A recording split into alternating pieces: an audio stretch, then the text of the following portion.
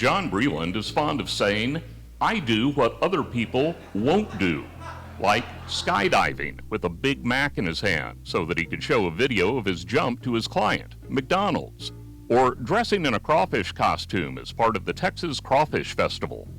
John made his mark in Houston by building lasting relationships with clients and creating events like KKBQ's annual Day in the Country and the Super Bash, a week's worth of activities in downtown Houston featuring Toby Keith and Sammy Hagar, leading up to the Super Bowl in 2002.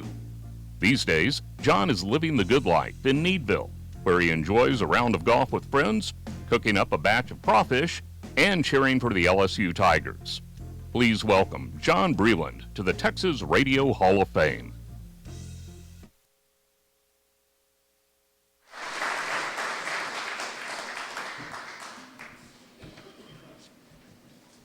Oh.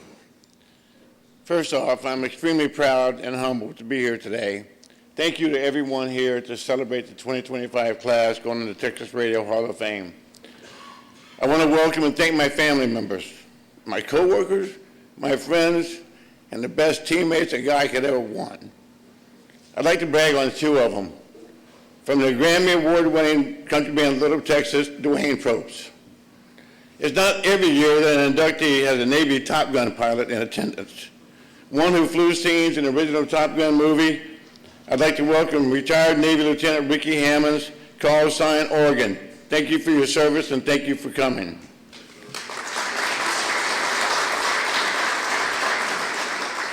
You know, my journey in the radio may have been a little different than most. I came to Houston in May of 1978 after graduation from Northwestern State University in Louisiana to follow my high school and college sweetheart, and we broke up a month later. I went to work in the oil field for a diamond drill bit company. A great company, a great job, and a boring job. In my spare time, I worked on putting together fundraisers for different charities. I was working at these events. I became pretty good friends with Joe Pogge, and he encouraged me to get into radio. So after interviewing with 93Q and finding out it was 100% commission, I had to weigh the pluses and minuses. Do I give up a salary job, one with a company card and an expense account, to take on 100% commission? After serious consideration, I took the safe way out. I partnered with Dave Elmendorf, a college All-American from Texas A&M, a 10-year NFL veteran with the Los Angeles Rams, and we opened up Elmo's Sports Bar and Restaurant. When we sold the restaurant in 1990, I went to one of our regular customers, Mr. Dean Hardy, the national sales manager with legendary KIKK, and asked about getting into radio. His advice was to go to a small market, get some experience, learn all you can, and come back to Houston, and that's what I did. Over my radio career, I don't think that I ever did anything really great.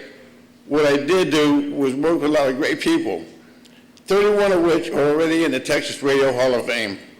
Fred Peavy, Randy Shell, Maria Todd, Johnny Chang, Kevin Klein, Andy Hudak, Bill Tater, Lisa Searcy, and the one and only Cactus Jack. Chris Wegman, Caroline Devine, and the best manager a person could ever want to have in the radio business is Judy Lakin. There's so much I could say about Judy, but I only have 4 minutes. There were times when my Cajun coon ass came out of me and she didn't understand a word that I was saying. But she never tried to change me, she just let me be me. In 1998, I was out skydiving and had a malfunction on just my 7th jump. I had to ride my reserve parachute down. It was then I went and knocked on the door of the best promotions person that ever worked in radio that never made a dime. She was almost at every one of my remotes, hung balloons, hung banners, did a lot of stuff. And I married her in May of 1999. The lady I followed to Houston in 1978, my wife, Linda.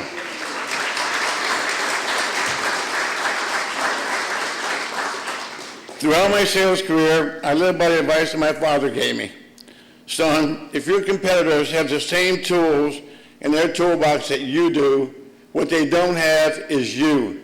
You make the difference. Do what they won't. That's why I skydived drinking a Dr. Pepper, dressed up as a crawfish. And I've always been very proud of the companies that I worked for, and I've always been proud to wear their jerseys. And today, I'm very proud to say I can wear the jersey of the Texas Radio Hall of Fame.